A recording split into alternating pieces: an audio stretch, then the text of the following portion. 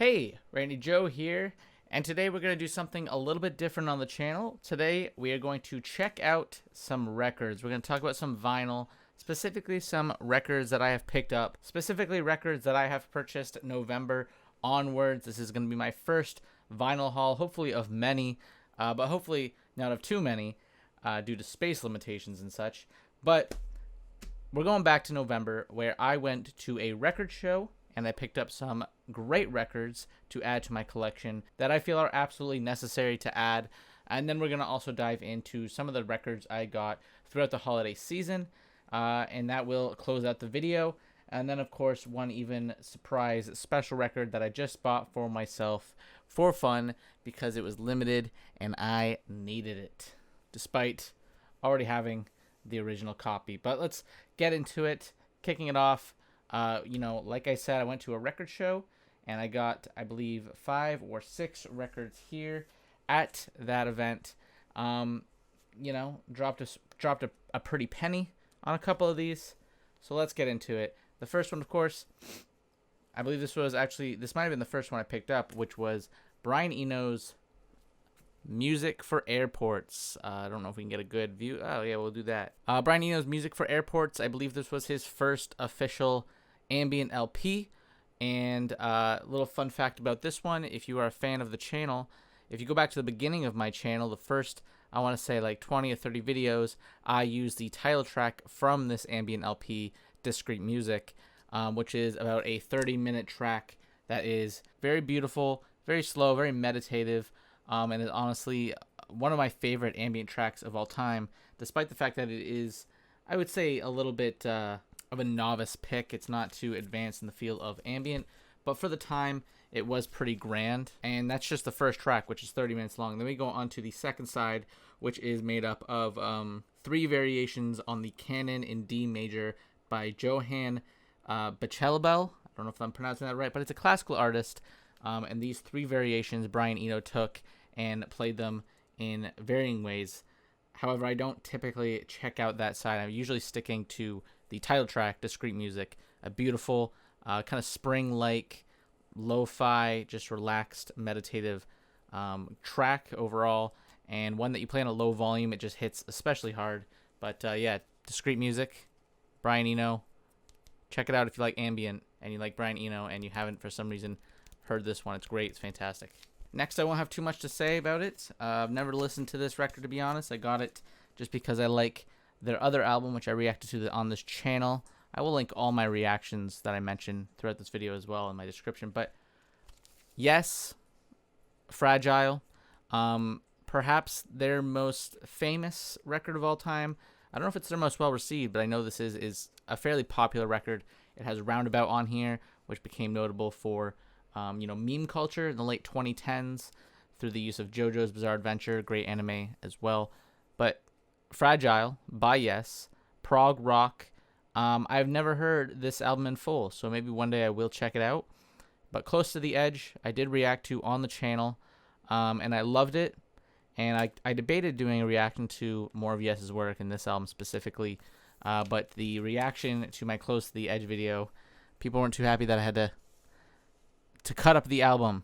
Unfortunately, I just do it due to copyright reasons for the most part, due to not wanting my video to be completely blocked. But moving on, we're going to go Gregory Isaacs' Night Nurse, a reggae LP, which I also reacted to on the channel, linking down below. This was recommended from someone in my comments. They told me to check out Gregory Isaacs' Night Nurse throughout the month of Jamaican June, where throughout all of June last year, I listened to nothing but reggae albums, and someone recommended this, which I thoroughly enjoyed. It is very melodic, very beautiful, very sweet. It's got that lovers rock reggae vibe that, most people think of reggae. They think of the more protest, the more roots reggae kind of style. But this thing is honestly just sweet loving. It's beautiful, very melodic. Gregory Isaacs is a gorgeous vocalist. R.I.P. to the legend. And Night Nurse, I think, was his most popular release. But I have to say, this thing has some gorgeous melodies, very catchy, tracks all through and through. Night Nurse, Hot Stepper is brilliant. Material Man. Sad to Know That You're Leaving. Really, all of this LP is gorgeous. A great record. Highly recommend if you want your reggae kind of sweet, kind of romantic, and very just gentle, really. Gregory Isaac's Night Nurse.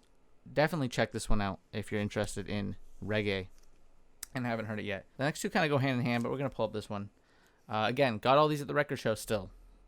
Here's the next one I got. I remember I saw this as I was leaving the premises at a man's booth, and it was one that I was really searching heavily at the show for. I spent majority of the time looking for this record, and it was nowhere to be found. But then just when I threw in the towel and was just kind of filtering through random albums, I found it, which is Peter Tosh's Equal Rights. What a record.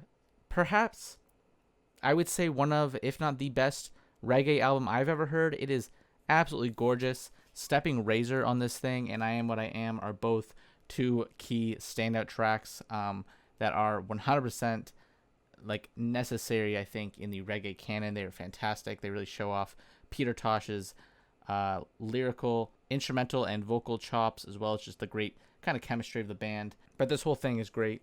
Very activist heavy, very relevant to today's world. What else is there to say about it? It's Peter Tosh. It's Equal Rights. It's a must listen. Check it out. Moving on. Like I said, the next one kind of goes hand in hand with that one, that Peter Tosh record. I've never listened to this one, but this is Peter Tosh's Legalize It, which is, his stance on legalizing marijuana, the devil's lettuce itself. I've never listened to this record, to be honest with you, so I can't really say much about it. But I mean, it's Peter Tosh, and I got this for $10. I thought, why not? It looked really good condition. I need to give it a spin. Peter Tosh, shout out, legend, one of the best reggae musicians I've heard. But I feel like I could say it for a lot of them, because Jamaican June was maybe my favorite month that I did in my entire, monthly music series. Carrying on, speaking of reactions on the channel, this goes towards one artist in particular. That's Kate Bush. I reacted to her entire discography last year. Go ahead and check that out if that sounds interesting to you. But I gotta say, Kate Bush, The Dreaming, experimental, groundbreaking, one of the best 80s LPs. Although I do prefer Hounds of Love more than this, I do think this is Kate Bush's most innovative, groundbreaking, and experimental work. And it is ugly and beautiful all at the same time. Really just a necessary,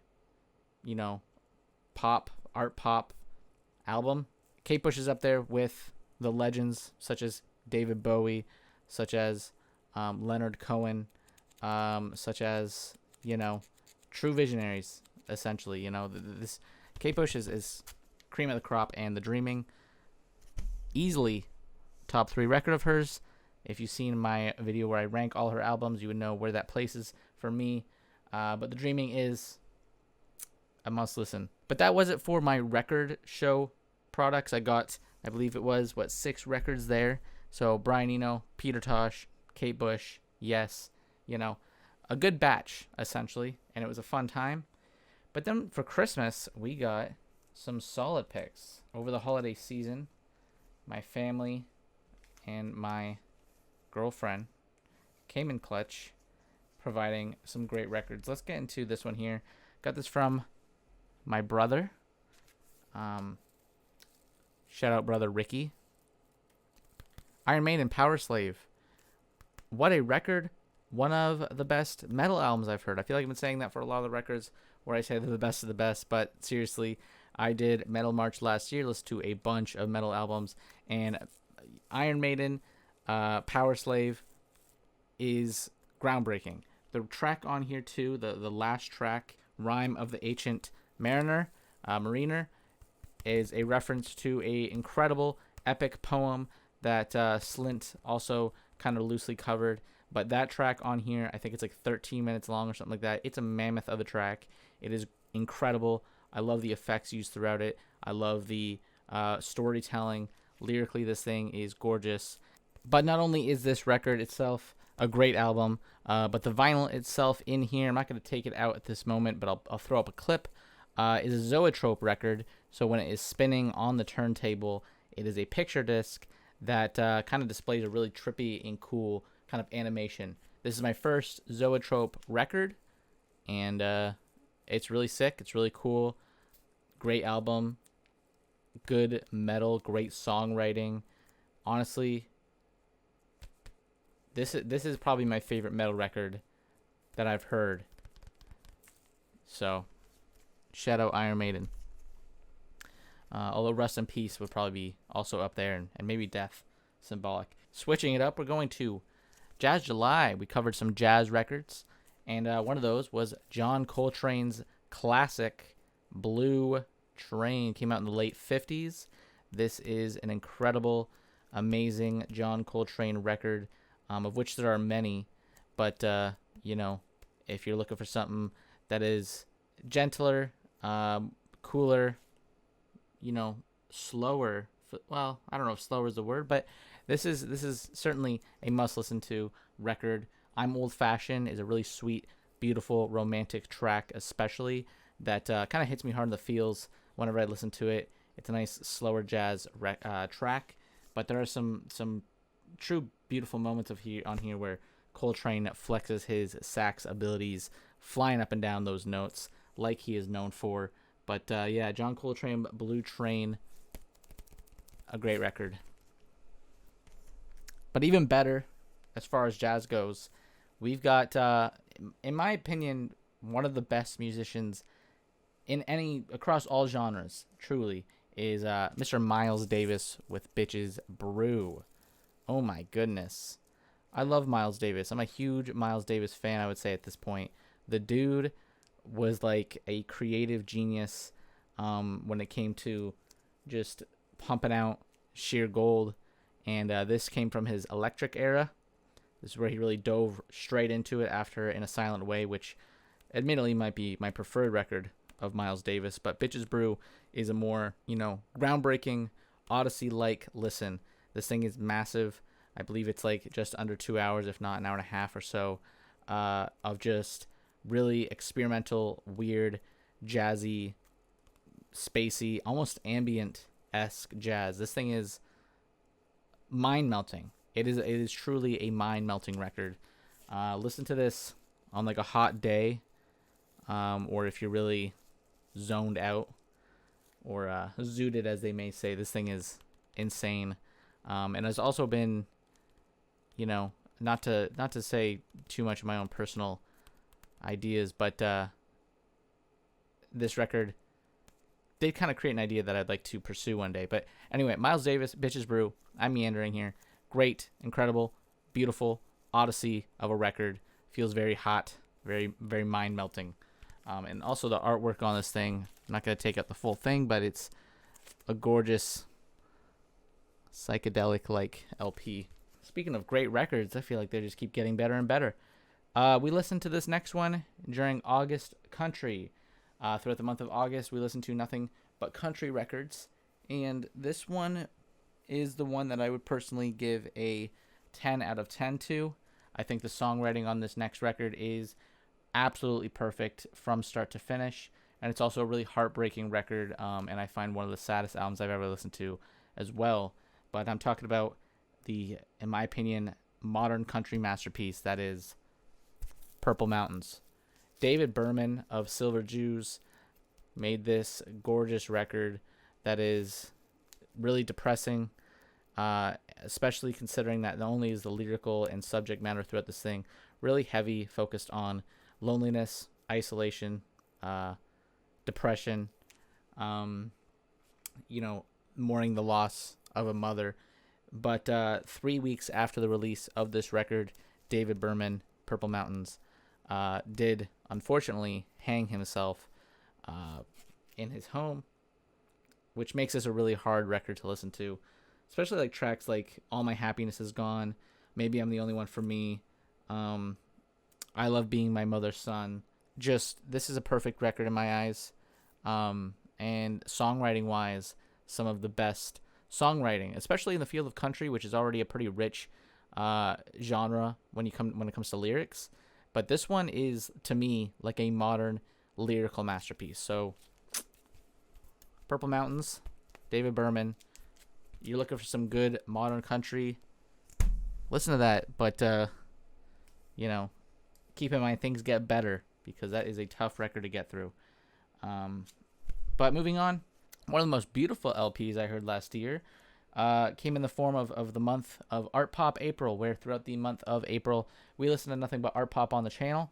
And that, of course, I'm talking about the record Titanic Rising by Wise Blood. This thing is ethereal. This thing is cinematic. This thing is beautiful. It is really well polished and produced in every single way imaginable, and does feel like you are in a kind of floating ethereal space. Much like the record that is underwater, you feel this sense of kind of blissful kind of ambience. I don't know how to describe it, but the track Movies especially is extremely heavenly in its tone, very cinematic. You feel yourself floating away as you listen to it. Titanic Rising, Wise Blood, gorgeously performed. Wise Blood is a beautiful singer, a Baroque pop record as well. Quickly to note as well, it's Baroque pop, it's art pop, it's chamber pop to an extent. It's also, I would say, a near perfect record. So that was it for my Christmas records, my holiday records. Now next is an album that I bought myself last October, and it didn't come in until this month. It took a while. Well, January now. That's February when I upload this. But I got this at the beginning of the year after a long, long time coming. Let's take it out. I'm talking, of course, about MF Doom's Food. This is the 20th anniversary edition of Food. I have the original, well, not original, but I have the common reissue where it's the standard LP cover variant. But this one is completely redone in the artwork. I know some people are not a fan of it, but personally, I love it. I think the artwork is masterfully done. I don't know the name of the artist. I'll put right here. But tons of Easter eggs to different characters. You've got, of course, MF Doom. You've got on the back here, I believe that's Victor Vaughn, or a reference to him. There's a MF Doom in his KMD days, of course. What do you mean by Zev X Love? King Ghidorah. Tons of references.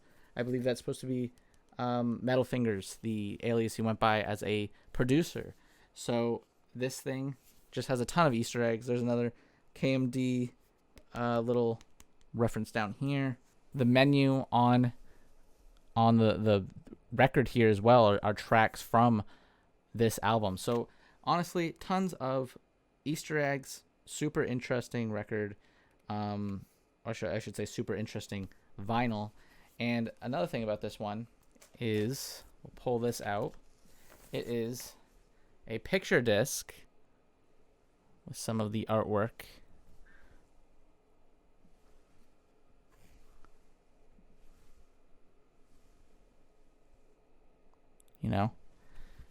But it gets even better. It gets even better than that, because Food by MF Doom has the incredible track Cookies on it to close things out, which the original samples Sesame Street. It had to be changed on the streaming versions, I believe. And this one right here comes in this cute little cookie bag.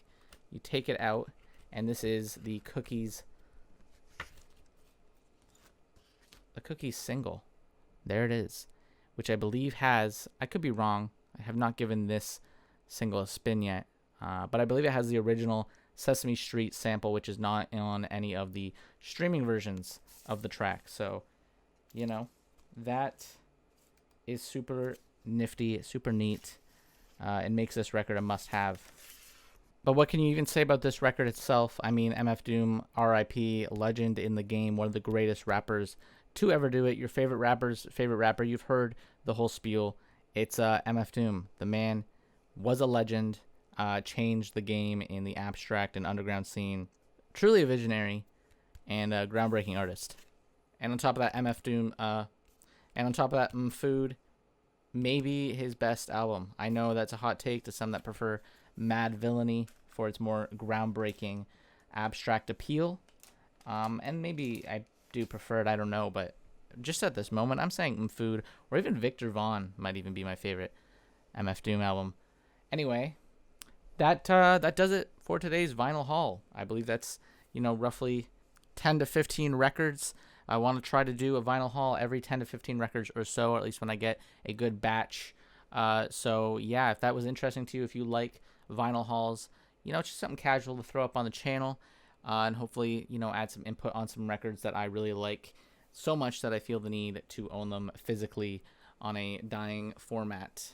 But that does it for today's video. If you liked the video, please hit like, subscribe to follow along in listening to some albums alongside myself, where I do reactions mostly on the channel. But I also do some vinyl hauls such as this, and some tier lists, and hopefully some other more interesting videos down the road that I would like to tackle. But yeah, as always, my name is Randy Joe. I appreciate you watching, and I'm signing off.